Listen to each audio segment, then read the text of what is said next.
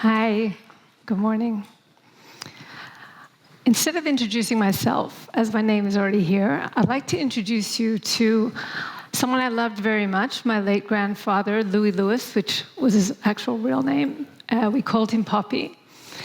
Poppy was an upholsterer. He never went to university, but he always impressed me as one of the smartest people I knew, and he had an amazing general knowledge. At the same time, he had a giant glass jar of matchboxes that was evidence of his decades-long habit of smoking. His smoking impacted his health throughout his life, led to chronic disease, and reduced his quality of life. He passed away, and I was left with a question that bothered me for many years, which was, why was somebody so smart a smoker? How do smart people make these kinds of decisions? This question motivated me to look into the research on why people behave in the ways that they do and how the media and communication can influence their health and their behavior, which turns out is the field of health communication. My name is Nehama Lewis. I'm an associate professor researching health communication in the Department of Communication at the University of Haifa. This field is way broader than smoking alone. When we talk about health, we're talking about multiple behaviors.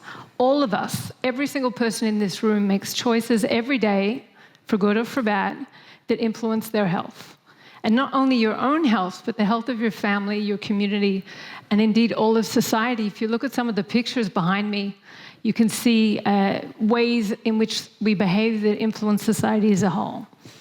Which raises the question, why do we choose to behave in ways that risk our health? And is there something we can do as researchers to influence that? So the answer is yes. The field that looks into this is behavioral science, which aims to understand why people make decisions more broadly. But it asks three major questions. The first question is, why do people behave in a specific way? It aims to predict behavior using models from public health sometimes, or psychology. The second major question is how. How can we influence behavior? Which comes from the field of communication and persuasion.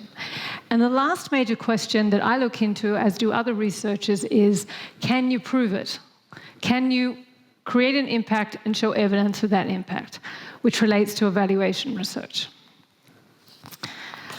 Technology is a game changer for behavioral science, among other areas, because it changes all of these three major questions. It allows us to predict behavior in ways that we would never have imagined even 5 years ago. It allows us to reach people and influence them, and it allows us to evaluate large campaigns. Everybody knows that Google knows everything about all of us.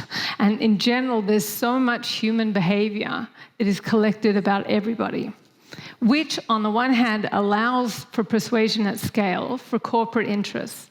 It sells us holidays, sells us shoes, clothes. So if the corporate agents are using these methods and this data to sell us things, then why can't researchers use the same methods and data to influence healthy behaviors? Get people to do a cancer screening, get a flu shot. And that's part of my vision. My vision is to create a health communication center for social and behavioral change that will take the best of both of these worlds. It'll take the best of the behavioral science approaches and the ethical approaches, as well as innovative technology, to create, implement, design, and evaluate large-scale social media campaigns with an emphasis on at-risk and marginalized groups. The unique value is that we can offer the highest quality theory and research along with the highest quality technology and creativity, and we can evaluate the impact at all stages. So as a first step, I invite you to join us in a first campaign dealing with a very important topic. A lot of young Israelis, particularly men, and particularly men in the Arab sector, begin smoking and choose to smoke before age 18. This is a preventable, important public health issue. What I would like to do is run a 2-year social media campaign using the best methods, a rigorous randomized evaluation design, and to reach this generation so that they don't begin to smoke And so we don't see the jars of matchboxes ever again, and it becomes obsolete. Thank you.